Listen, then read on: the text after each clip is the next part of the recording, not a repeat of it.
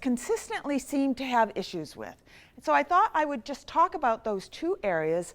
One is in the organizing realm, and one is in the design realm. So I thought maybe these might resonate with you. So let's begin. Nope, let's go back. Okay, so does anybody's blood pressure go up, or does anybody's desk look like this right at the moment? Well, you know, this is not a spatial problem. This is the junk. This is the energy sapping problem that I was telling you about. But what if I were to tell you that that massive amount of papers could be divided, could be sorted into just 4 categories?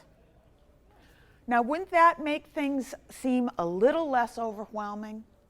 So that's what we're going to do. We're going to break that down into 4 simple categories and make things easier. Okay, so we need not be on the sinking ship with our Titanic paper piles, because we're going to implement what I call the Raft Plan. Now, the Raft Plan is an acronym, R.A.F.T, and I will get into what that stands for. But that's going to help us sort these papers. The Raft Plan only has to do with sorting, nothing else, only sorting. And there is a reason why we are just going to sort. The reason is because science has recently shown that our brains do not physiologically switch tasks or multitask as quickly and as efficiently as we thought they did. Now, ladies, I know when it comes to multitasking, no one can do it better than women. Are we correct? We can talk to a client, we can maybe have a child on our hip and maybe pick up something with our toe. But if we were dealing with cognitive activities that required a little bit more intensity, what we would find is we're making mistakes and we're taking longer.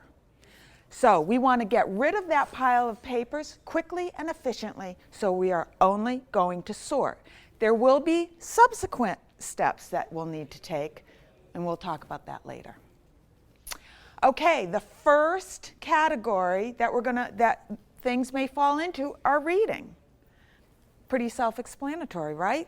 The magazines, the articles, the things that we all need to do our personal and business. Well, I will tell you that this is the category that I find most of my clients overcommit in. Because it's so easy to take that article and say, I'll read this later. But when you do that, there is time attached, and I'm sure that tomorrow we'll speak to that. So be careful about when you're putting things in this pile. So a tip that I offer is get a basket or a container or a box of some sort that to you represents a reasonable amount of reading material. And when that gets filled to the brim, there's 2 things that are happening. One, you're overcommitting on your reading material, or 2, you are under-allocating on your calendar or your planner time to do that reading.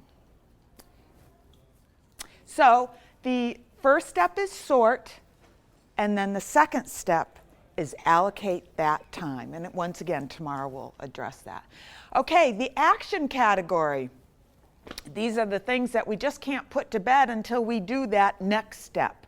We need to complete an application, or we need to make phone calls, or we need to do emails. Now, some people like to break that category down even more into that email pile, that phone call pile. But for tonight, we're just going to keep it broad.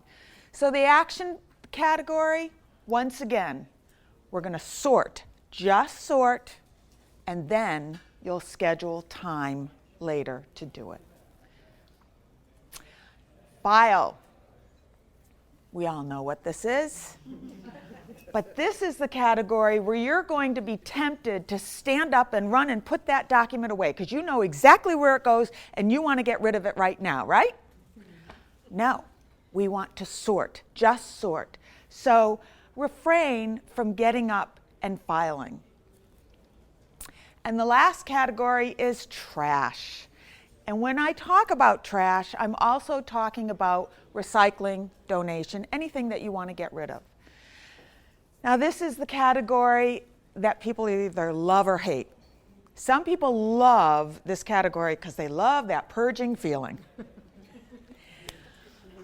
And other people find it very difficult because they find it very difficult to get rid of things. Our society teaches us how to accumulate, but not how to discard. So to help you determine if you should get rid of something, don't ask yourself the question, do I need this? Rather, ask yourself one of these 4 questions. Do I love it? Do I use it? Do I require it for tax or legal purposes? Or can I easily replace it online? And if the answer is yes, get rid of it. So these are the 4 categories that you can use for any pile of papers.